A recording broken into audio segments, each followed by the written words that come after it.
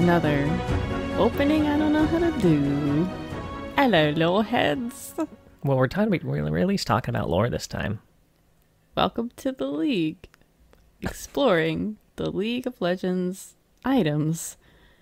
Not in any alphabetical order. See, it flows just as well. It's so good. It's so good. Ship it. We're Markless again, as he is with a small babby. Mm-hmm. Our small babby is with my mother upstairs. So.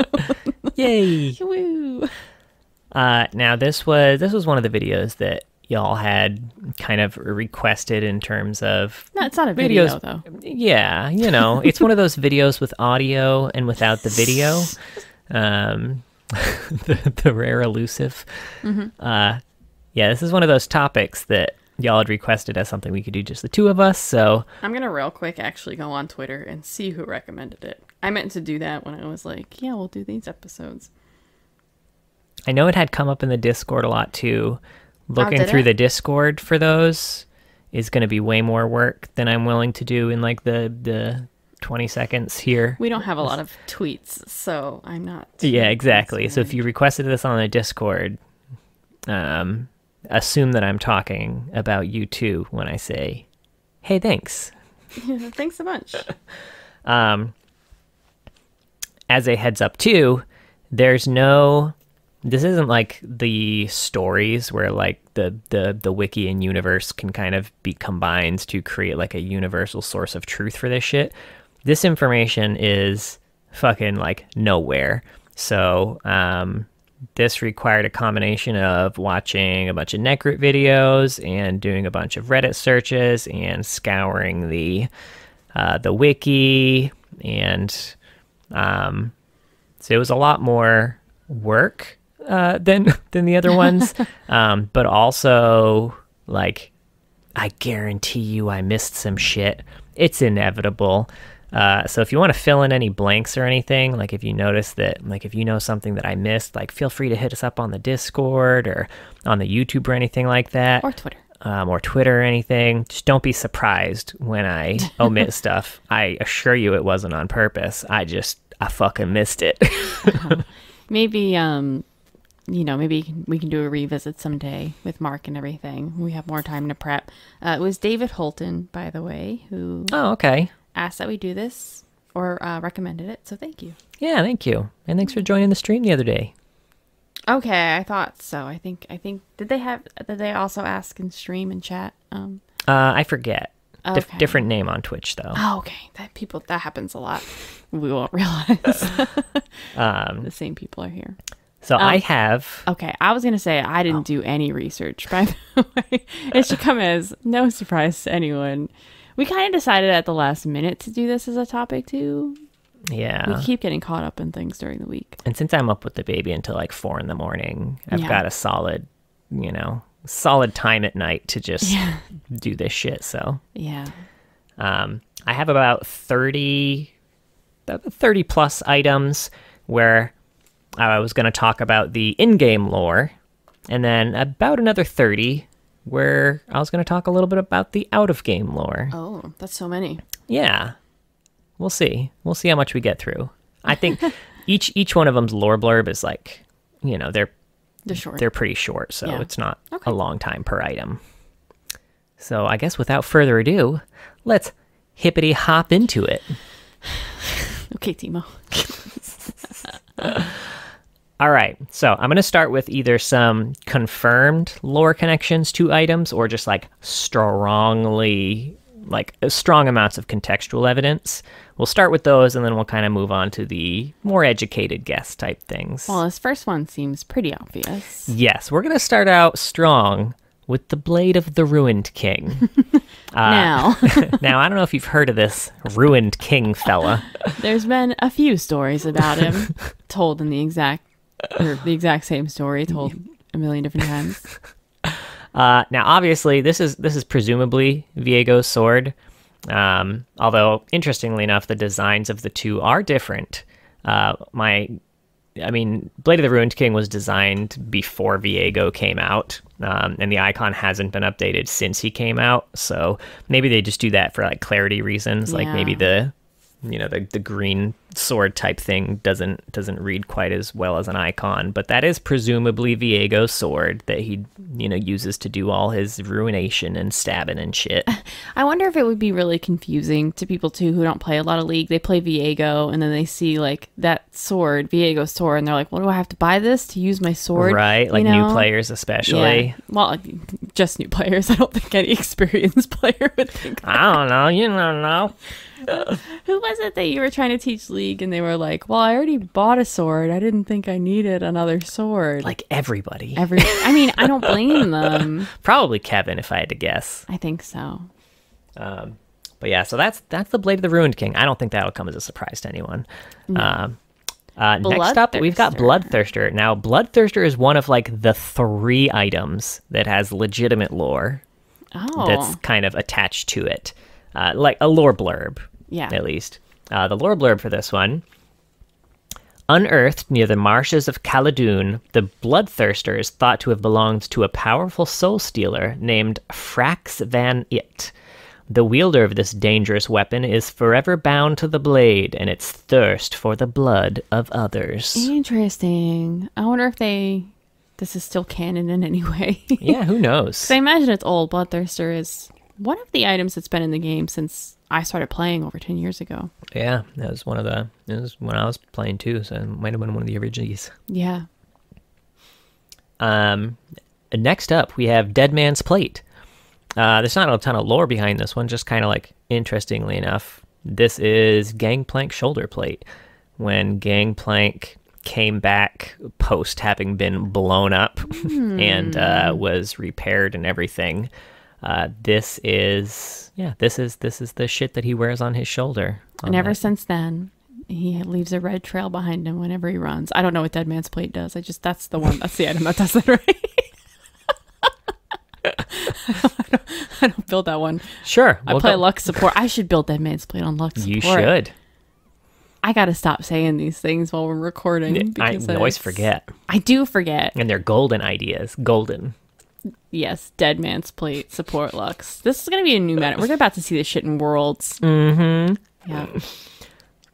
Next up, we have the Doran items. Doran's ring, Doran's blade, and Doran shield. That these are items Doran made. These are items that Doran made. Now, what do you know about Doran? Oh my god. He makes swords for Master Yi's friends. Yeah, the Wuju swordsman. That's what they're called. And he did not make Master Yi one because he was like, "You're too good for this shitty sword that I made." I think that's what happened in the story. That is how presumably he did make Master Yi. He did one, eventually, but, a better one. He also made him his mask. That's right. Yes, Doran's mask, as they call it. Yeah, he was kind of like a mentor to Master Yi, and if Ornn's voice lines are to be believed, Doran learned everything he knew from Ornn. Doran and Ornn. Doran and Ornn. I'd watch that sitcom. Ornn and Doran. Ornn and Doran. Ooh, Ornn and Doran. These are very hard to say. Dornan. I don't know. There's no good portmanteau for those, I don't think. Dornan. Ornan. There we go. Got it. I hated all of them. And next up, we have the Giant's Belt, which we don't have like a whole lot of references to giants, I think, specifically in lore. But one of the references is the giants from the ancient Ionian War, referenced in the Poetry with a Blade story, which is also the same story where we learn more about Doran and his relationship with Master Yi. That giant battlefield where the giants fought the original kind of I'm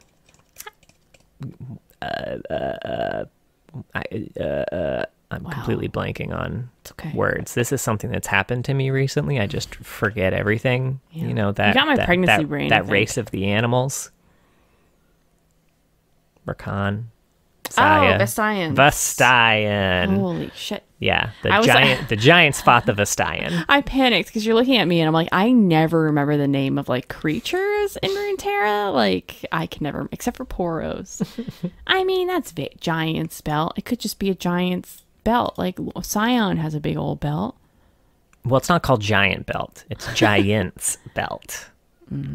Yeah. It's Scion possessive. could be the giant. It could be. Could be Galio. Could you imagine Galio in a little belt? Aww.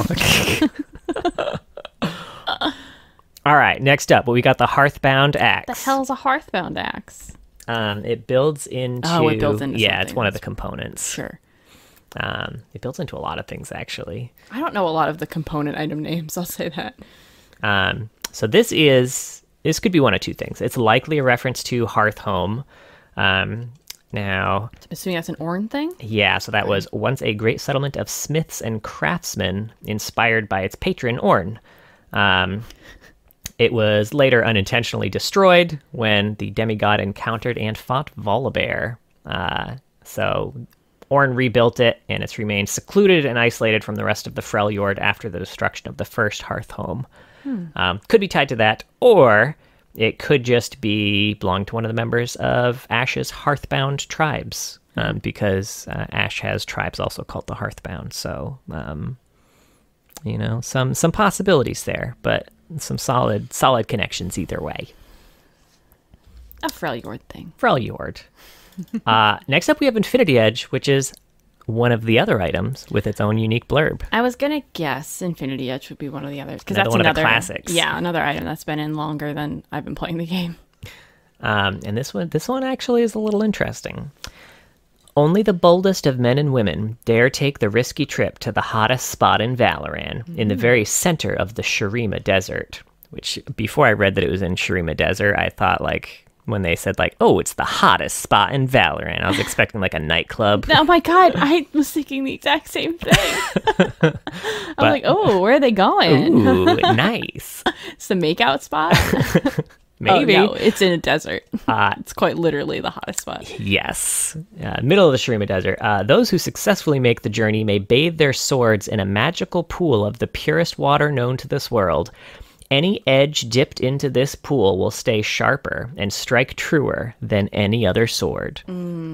So Infinity Edge is not a sword. Infinity Edge is an edge that can be given to any sword. Interesting. Yeah. And it was so powerful back in the day that if you didn't rush that first item You as get an AD question carry, mark pinged before question mark pings were a thing. so you get flamed. All right. Next up, we got the Ionian Boots of Lucidity. Now, this has another kind of blurb attached to the item that says, this item is dedicated in honor of Ionia's victory over Noxus in the rematch for the southern provinces on 10 December 20 CLE, which is how they kind of measured their own time. So this is the result of the big lore match tied to the Journal of the Justice between Noxus and Ionia.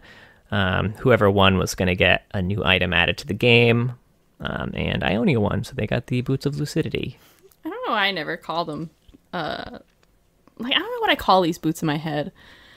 I think I call them feel like I just call them boots. Lucidity boots. I think I call them cooldown boots in my head, so I remember what they do. I mean, that's fair. I feel like I still call the ninja tabbies. I still call them ninja tabbies. The steel plates The or steel whatever. plated I was steel about to caps. just say that. I'm like, I still call those ninja tabbies. Oh, God. oh boy. Smacking the mic. Yeah, smack it to Mike. Next up, we got Iron Spike Whip, which is named after the Iron Spike Mountains separating Noxus and the Freljord. And the kind of connection this has to lore is that this is the weapon that was used by Tenef in the Sisterhood of War story when Noxus captures Riven. Oh. Huh. And it builds into this bullshit. And then it builds into the bullshit Gore Drinker, yeah. I don't know why they didn't just use Gore Drinker. It's a bit of a rookie move, if you ask me. God, how powerful do you think Gore Drinker is in Runeterra?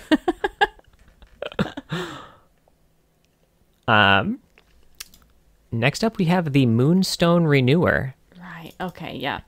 Now, this is likely referencing the Moonstones that the Mirai get from Diana. And the fact that it needs its own little renewer is probably the reason that only one can be given out every 100 years or so, because that's its renewing time. In my head, I always thought that, like, Diana had to do something like crazy to create a moonstone. It only worked every 100 years. I didn't realize she was just like plopping the moonstone into like a phone charger and being like, all right, I'll be back in 100 years. I'll let this shit charge up. Is that how it works? I mean, we don't know. Okay. But yeah. that's my guess. It sounded like they were creating them every 100 years. When we did Nami, that's what it sounded like. It is, yeah. But I mean, the existence of the Moonstone Renewer makes me think that they just got to power it up every 100 years. That would make a lot more sense because we were very confused by why they needed to create one every 100 years. Yeah. Whereas if there's only one, yeah. Or at least maybe two to swap out because you need two. Because they need to give her like, you know. Yeah. Yeah. Next up, Nasher's tooth. Probably a tooth from Baron Nasher. So there you go. So does Baron Nasher exist in Runeterra? Probably. I don't think there's any story specifically about Baron Nasher, but it seems like, you know, one of potentially like a big void monster and, you know, a named one that we'll probably see in the MMO.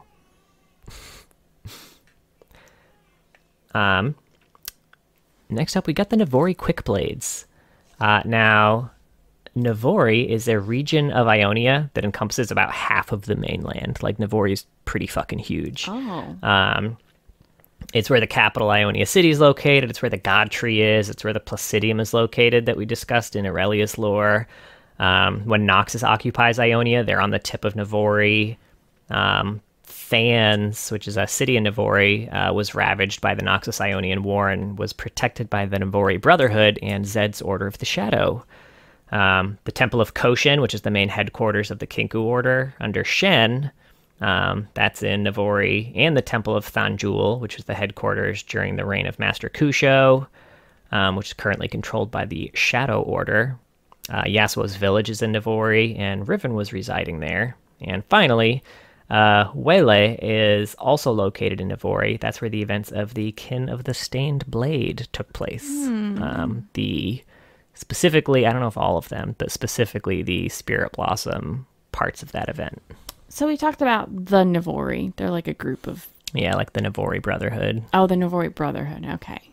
That makes more sense. I was like, I assume the Navori Brotherhood were from Navori, but it sounds like all of these things are from Navori. Yeah, there's a lot from Navori. I feel like most of the heavy story stuff is from the Navori part of Ionia. It's interesting that, because I've seen Navori Quickblades in game. I feel like I just call them Quickblades. I don't tend to read the lore stuff associated with items because I think I'm just so used to ignoring it. I never put together Navori, like we've talked about the Navori Brotherhood. I've never put together that was the same fucking word. Yeah, it's like, I don't know. The items are so disconnected from lore that you just don't think of it. Yeah, it's true. Next up, we have the Night Harvester. Now, this is the weapon that Rasa the Sunderer wields from the Shadow Isles.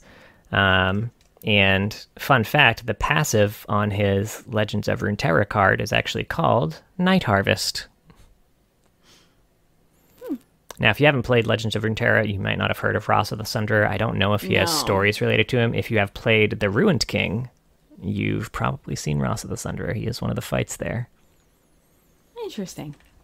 Yeah. So we won't see him in the MMO. We might. Well, I feel like if it's in Ruined King. Ruined King. The good thing about Ruined King is that when you kill someone in the Shadow Isles, I mean, they're just going to come back as mist. So you can reuse whoever the fuck you want. You want to use new shit. You have so much new shit. Oh, but he looks so cool. Okay.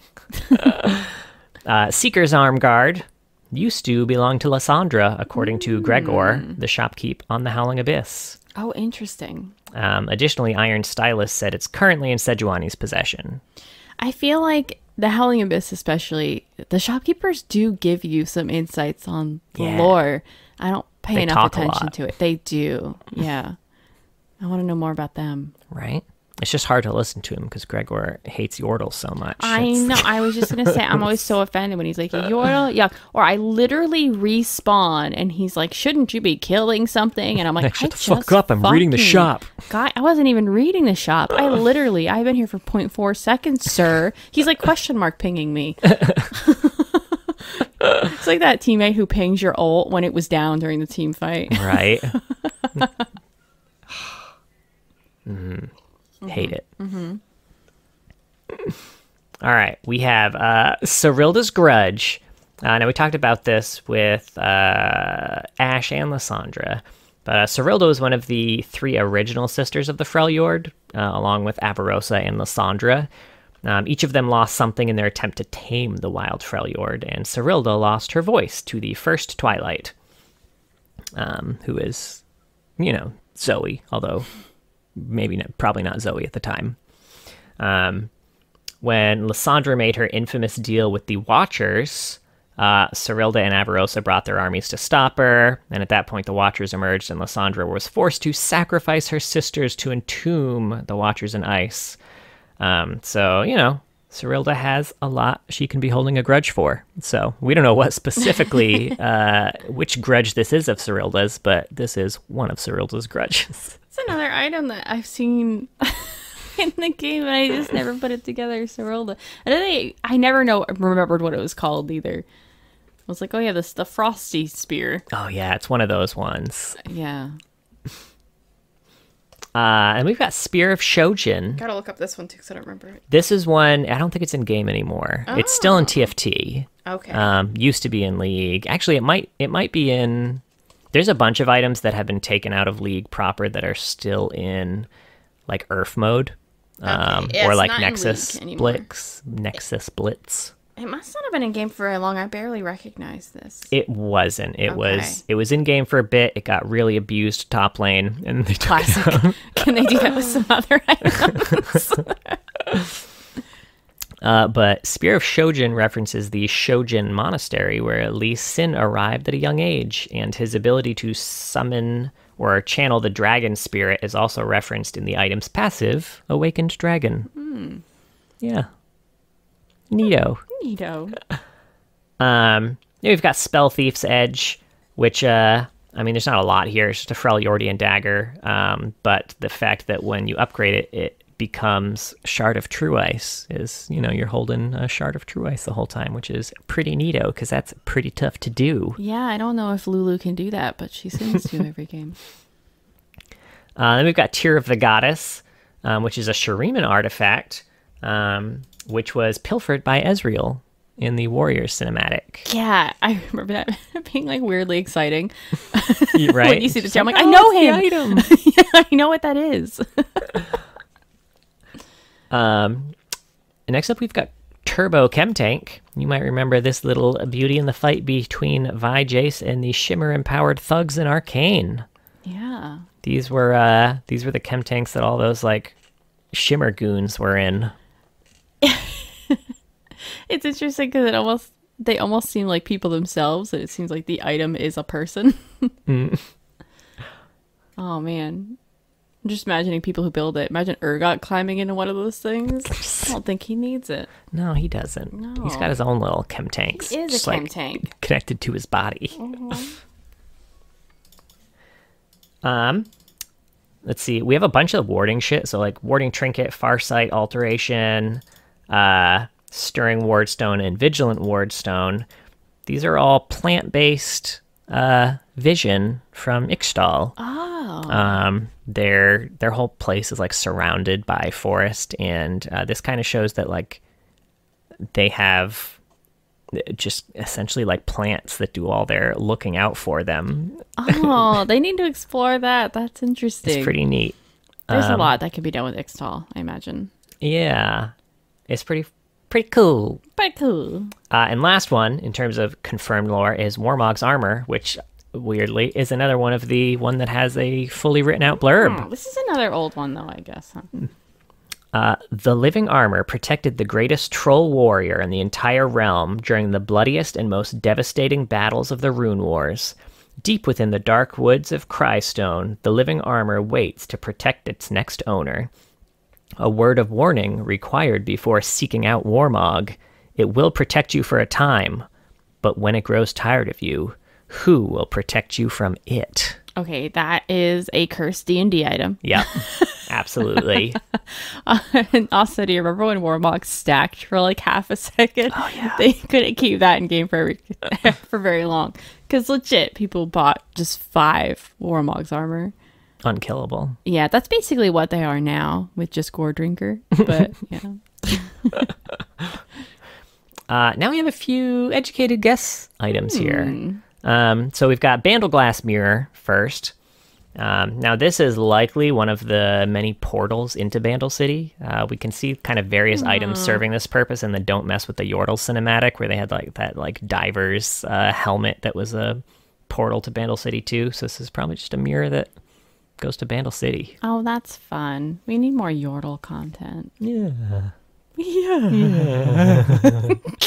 I mean, we just got a new Yordle in Legends of Runeterra. Oh, yeah? Yeah, we got Yumi's master.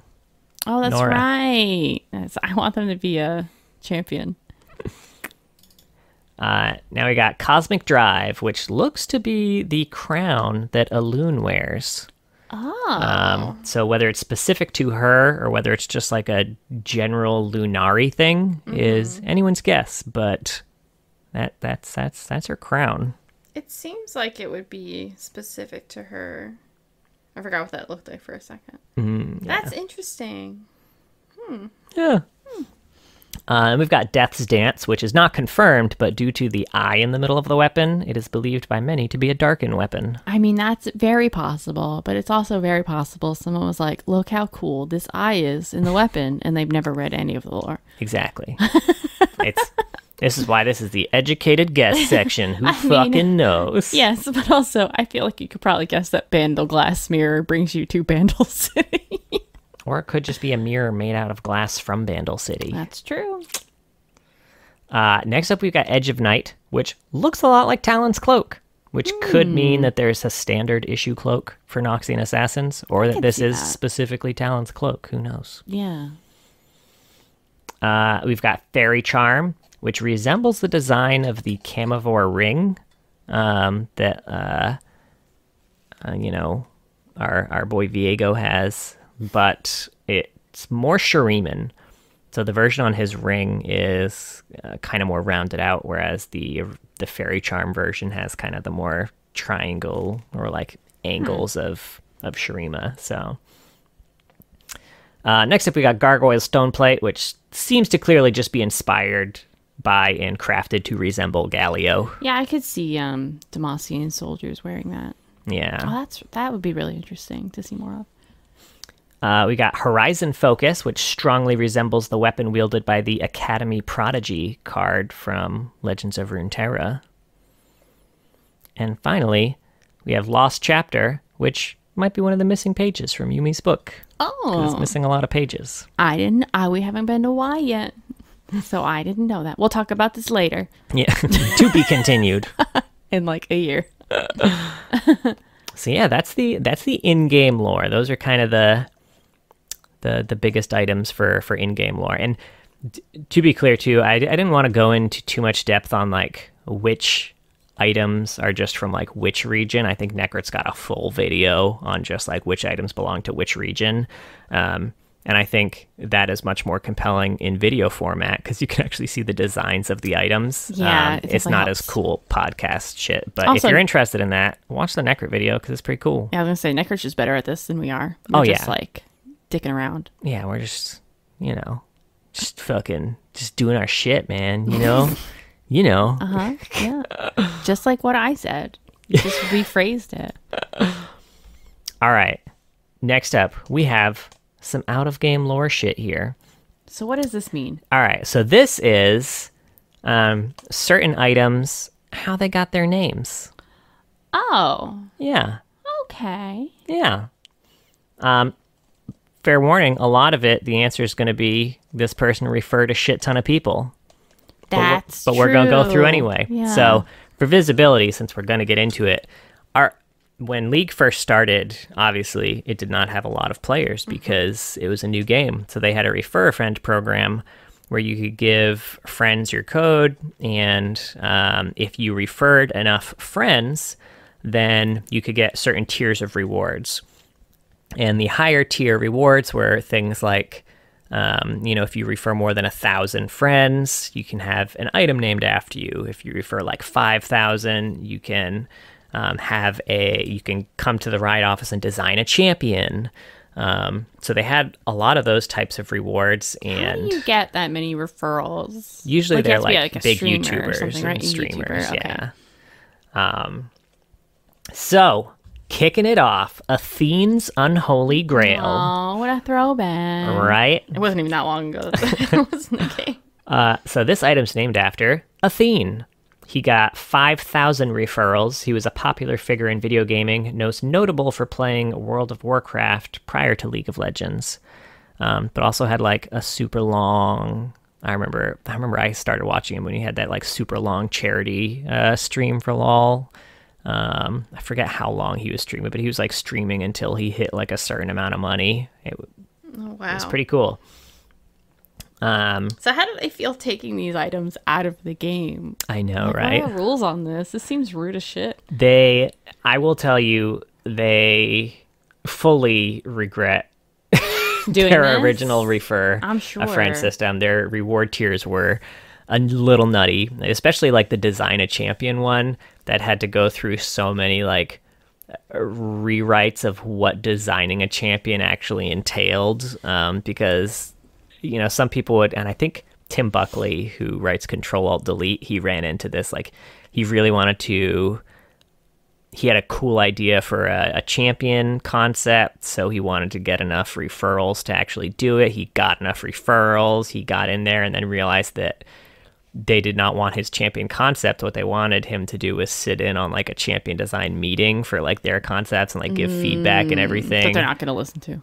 So he was pretty bummed out about that. But like, yeah, there was a lot of like the verbiage that just was weird on that whole original program. It probably was something that like maybe wasn't the worst idea really, really, really early. And then it was very, very quickly a bad idea. But they had no idea that things were going to snowball. They probably didn't think anyone was going to get up to 5,000. Yeah, I'll say this. I mean, obviously we are a much smaller thing than League of Legends. But more people than I expected wanted to be part of a podcast episode, like wanted to join that patron tier. That's true. Because I eventually had to be like, okay, we need to like limit how many there are. And then we still have people asking if they could join an episode. And I legit didn't think. I thought maybe we'd have a few people who'd want to. Yeah, I was very surprised. Yeah. Y'all are great. Yeah. You took us by surprise there a little bit. A little bit. All right, next up we got Atma's Reckoning or Atma's Impaler. There's two different different items that had Atma. And this isn't a person. This is likely a reference to the Ultima weapon, which was originally called Atma weapon from Final Fantasy VI and other Final Fantasy games, which is a sword which deals heavy damage according to the hero's health, which carried over in Reckoning and Impaler.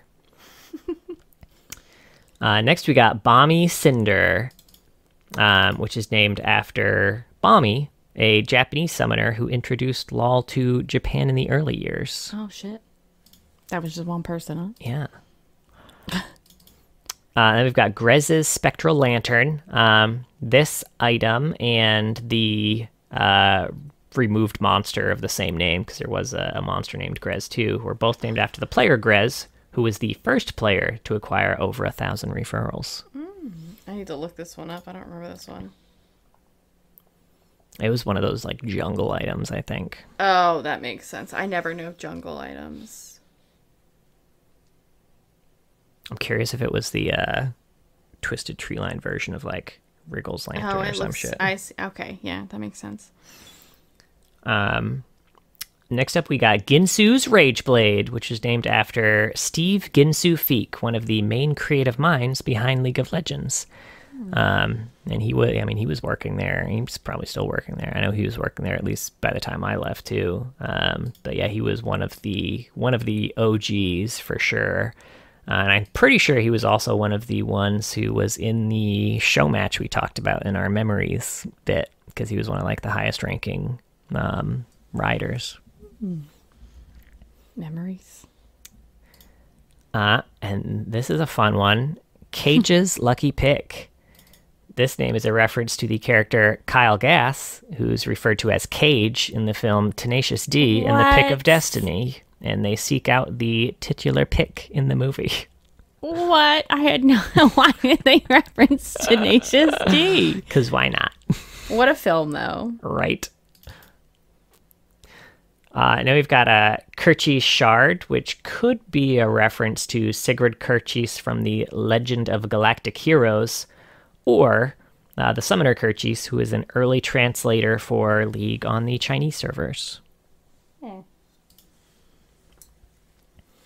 Then we have a Kite's Blood Razor. Kite is the summoner name for Christina Norman, who is a game designer at Riot, and fun fact, is also one of the people who interviewed me when I applied for the narrative team there. Oh, that's right. Yeah, she was one of the writers for Mass Effect, and I know, she was a big get when we when we got her. That must have been very intimidating. It was very intimidating because I had just finished playing the first and second Mass Effects going into it. And then she didn't give you the job, so you were like, I'm not even going to play Mass Effect 3. Yeah, that's why I haven't played it to this day. Yeah, John did apply to work on the lore team while he was there. It's pretty early on. Mm-hmm. They did turn him down, though. I'm sorry, honey. I mean, it was probably the right choice. I don't agree. They were starting to bring in a lot more talented people, and I'd never written before. But the Journal of Justice. I know. You could have done better. I just wanted to. Next up, we got Leandri's Torment, named after Leandri, the leader of the unofficial Russian client development team. I gotta say, if I had an item named after me in this game, I would be insufferable. You'd buy it no matter which champion you were playing. Literally, no matter who I was playing. I would talk about it all the fucking time. I mean, you'd be well within your rights. Especially if it was like a big one like Leandri's. Are you kidding me? Right. Like, oh, yes, me. I'm Mrs. Leandri. Oh, that? No biggie. That's my face. Yes, I do need Leandri's on Vayne. Why do you ask? Like I play Vayne.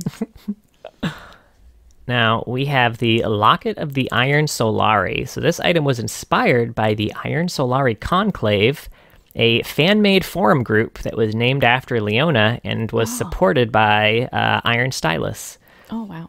Now, there were numerous other groups led by other various rioters who were formed and kind of warred with the Iron Solari, but they were arguably the most successful. Oh, I mean, that's canon. Yeah, that's canon. Next up, we have Lord Dominic's Regard. So this item was named after the user Lord Dominic, who was one of the community leads of CIS, which is the Commonwealth of Independent States fan site for League.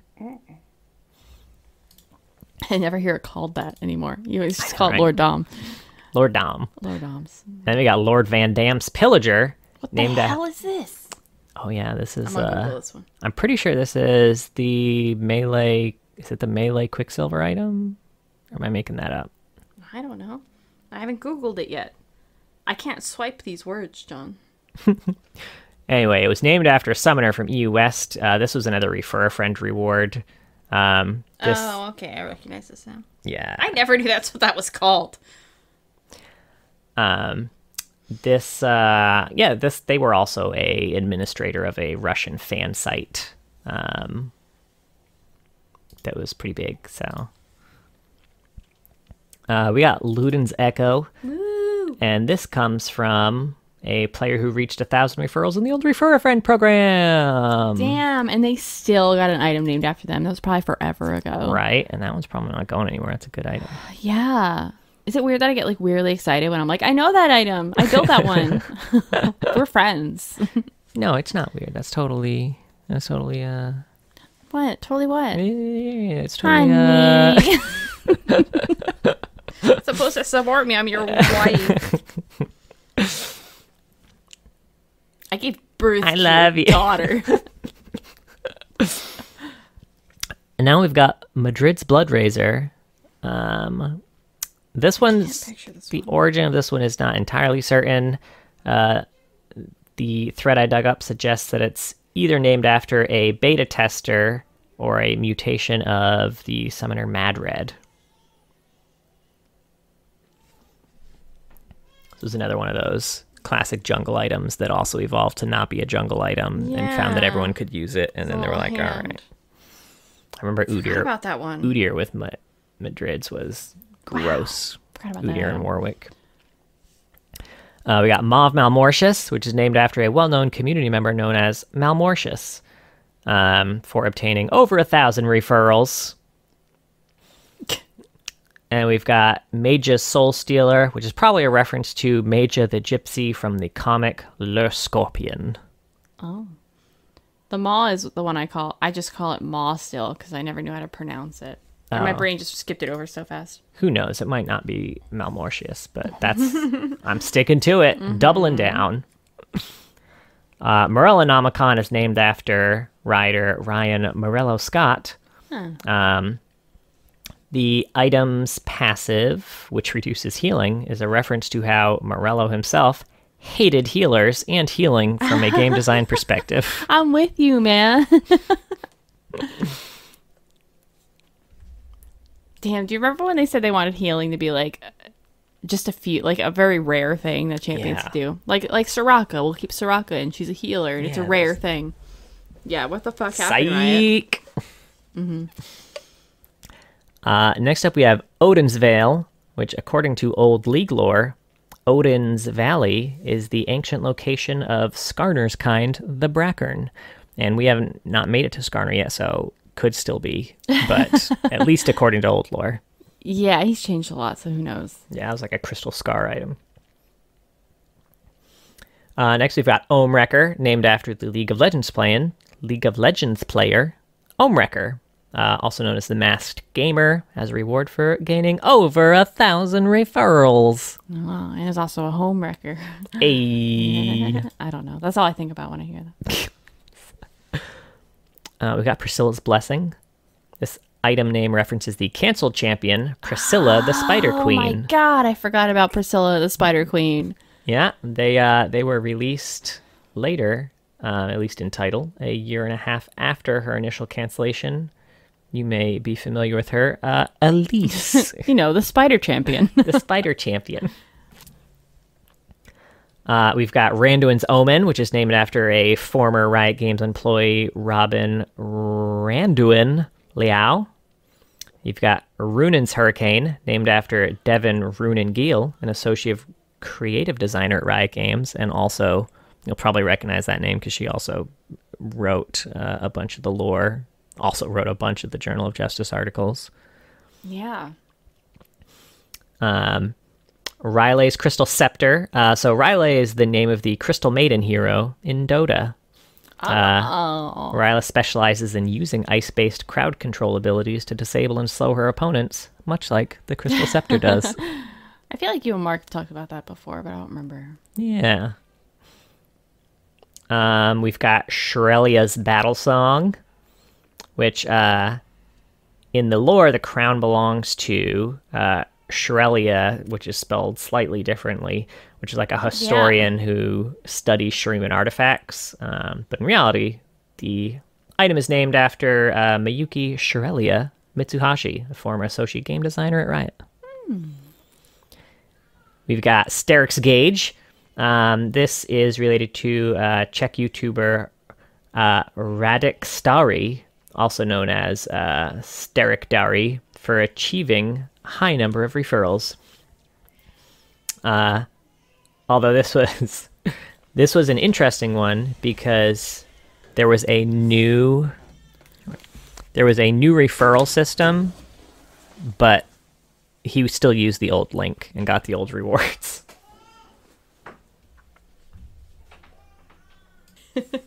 I cannot stop looking at Madrid's. I just totally forgot that this item existed. It's a really weird, gross looking item, right? It's so out of place. If nobody played during this time or you forgot what it looks like, Google Madrid's Blood Razor. It looks like an old Warcraft item. It's just an orc's arm. It is. Just cut. It's just like an orc hand with blood on it, and it looks like they have bugles on their fingers.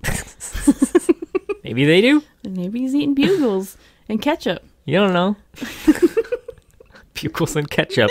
Breakfast of champions. Oh, gross. All right. So next up, we have the Total Biscuit of Everlasting Will. Is this just a biscuit? Yes. I don't think I knew that's what it was called. Now, it used to be called the Total Biscuit of Rejuvenation and tied to Okay. the Secret Stash Mastery in the second Mastery system. This item is named after John Bain, a.k.a. Total Biscuit. I'm kind of far away and I'm having some wine and I thought it said Joe Biden. It is not named after Joe Biden.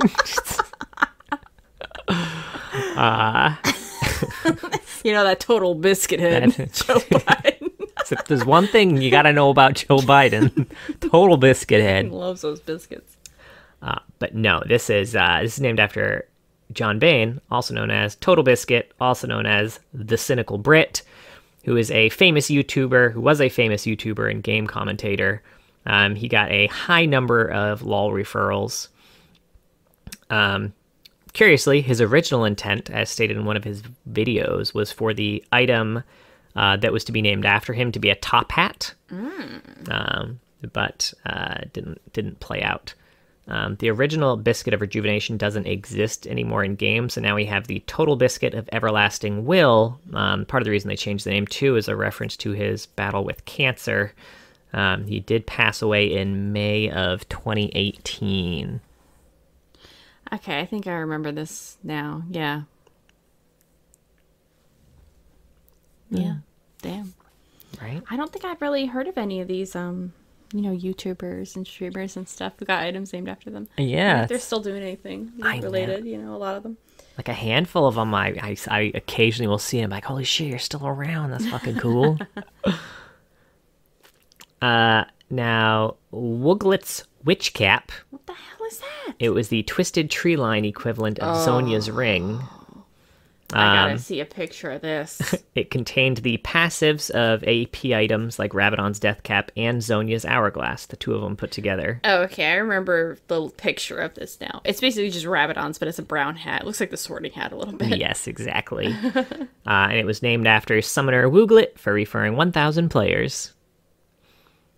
Next up, we have Wriggles Lantern. It was originally removed in patch 420. Blazes. Then re-added as a Nexus Blitz exclusive. It is a reference to both the player, Wriggle, and the character, Wriggle Nightbug from the Tuhu project. Oh. And I have no idea how to pronounce that. I'm sure I butchered it. No, but I feel like a lot of people play it, so I'm sure I'll hear how to pronounce it properly. Yumu's Ghost Blade is another Tuhu reference to Yumu Kanpaku from the Tuhu Project series, who is a half-ghost who wields a sword and allegedly can go really fast. What is this game? Sonic, you mean? Yes, it's a Sonic's Ghost Blade. Could you imagine? I mean, they're naming items after characters in other games. There could be like a Pikachu wand. I don't know. That's true, I guess. That's I guess that's wand. Static Shiv. Oh my god, that's much better. I miss Static Shiv. God damn. You gotta play TFT. Yeah, it's got the same feel, I'm sure. Hey, it shoots lightning. But anyway, what is this game? Tuhu Project? It's a game? Yeah, there's been a bunch of them, I think. This has come up a lot when we do the gaming music quizzes. Yeah, we do a lot of gaming music YouTube. Quizzes on YouTube. But Yeah, it comes up. There's been a bunch of games. I think they've been developed for since early 2000s or something, I want to say. Yeah, we never know. There's so many of them, though. Yeah. And finally, we have Zeke's Harbinger and Zeke's Herald. The Zeke items were named after the character from Control-Alt-Delete as a reward for the creator Tim Buckley, gaining over 1,000 referrals. Oh. I thought it'd be named after Josh Hartnett's character in The Faculty. That's all I think about when I think about the That's name the real reason. Yeah, Tim Buckley was like, oh, I want it named this. I want it named Tim's Harbinger. And they were like, No. how about Zeke? Don't you have a character in your comic named Zeke? And he was like, yeah. It's like, all right, Zeke then, because the person was like, oh, fucking faculty, hell yeah. Yeah, it's a great movie if you've never watched it. It's got little baby Elijah Wood in it. It does. Yeah. I feel like when I got my crush on Elijah Wood was that movie. It is a very old movie that it doesn't feel like an old movie that we have watched recently, and like that shit holds up. It's really good. It was so good. I saw that movie for the first. I've been watching horror movies since I was a kid. I think it came out when I was 10. That's how old it is. So it's been 1998. This movie, and I watched it probably a year later. We probably got it at like Blockbuster or our local video store. We wouldn't have gone to Blockbuster. And I watched it then, and it's a top movie for me since then. Oh yeah. And yeah, if you watch it today, it's a great fucking horror movie. You want to see about Jon aliens. Stewart from before The Daily Show? Jon Stewart is in it. Josh Hartnett and Elijah Wood are like the biggest names. And then you might recognize a couple other actors. But yeah, since we're done with the item lore, The Faculty is really good. It's about aliens taking over a school. This is now the Faculty fan cast. Tune in weekly for us to gush about Josh Hartnett. No.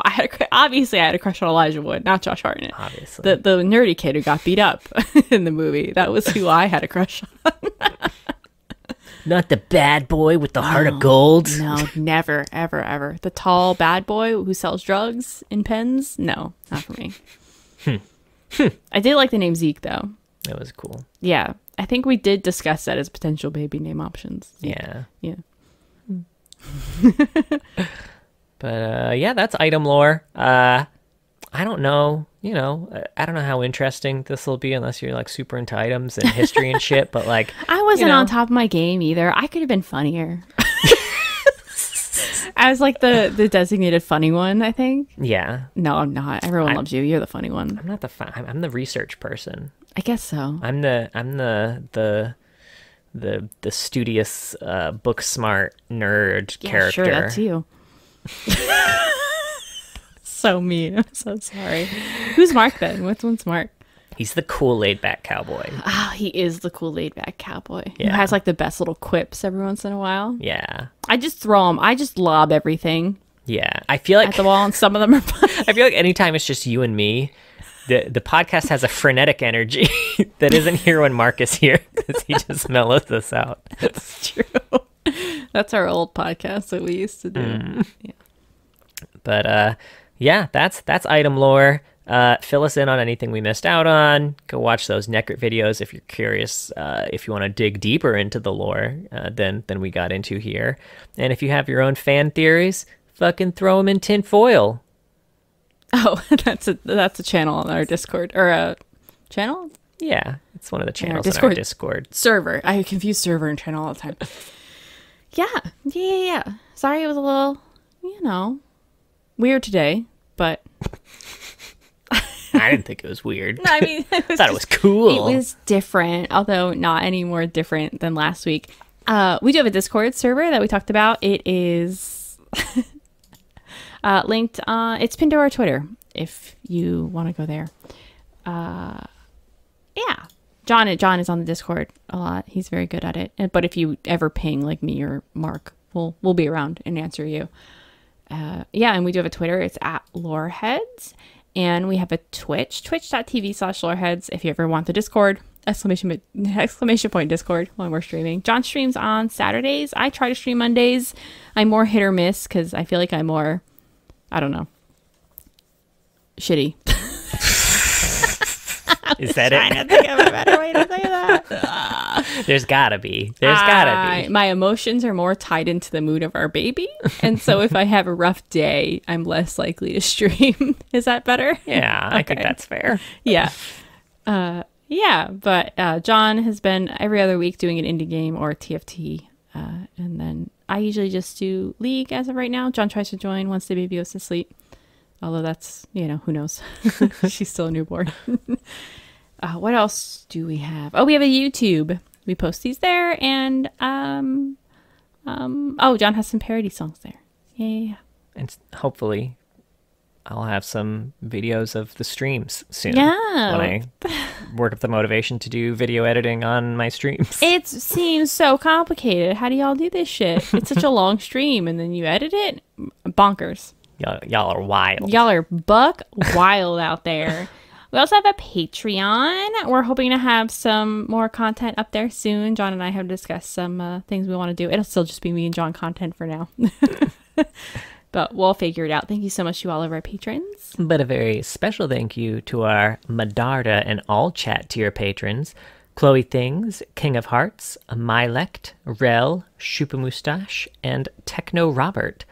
Y'all are absolutely the best, and if I could name an in-game item after you, I would. Go ahead, name one for each one. Okay. No, I'm just kidding. Oh, before we wrap it up, what would your in-game item be? Oh. Chronopolis.